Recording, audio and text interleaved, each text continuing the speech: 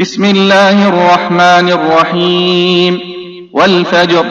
وليال عشر والشفع والوتر والليل إذا يسر هل في ذلك قسم لذي حجر ألم تر كيف فعل ربك بعاد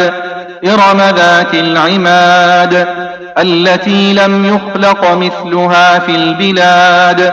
وثمود الذين جابوا الصخر بالواد وفرعون ذي الأوتاد الذين طغوا في البلاد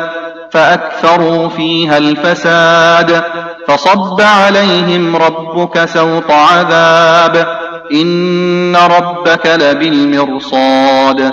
فأما الإنسان إذا ما ابتلاه ربه فأكرمه ونعمه فيقول ربي أكرمن وأما إذا ما ابتلاه فقدر عليه رزقه فيقول ربي أهانن كلا بل لا تكرمون اليتيم ولا تحاضون على طعام المسكين وتأكلون التراث أكلا لما وتحبون المال حبا جما كلا إذا دكت الأرض دكا دكا وجاء ربك والملك صفا صفا وجيء يومئذ بجهنم يومئذ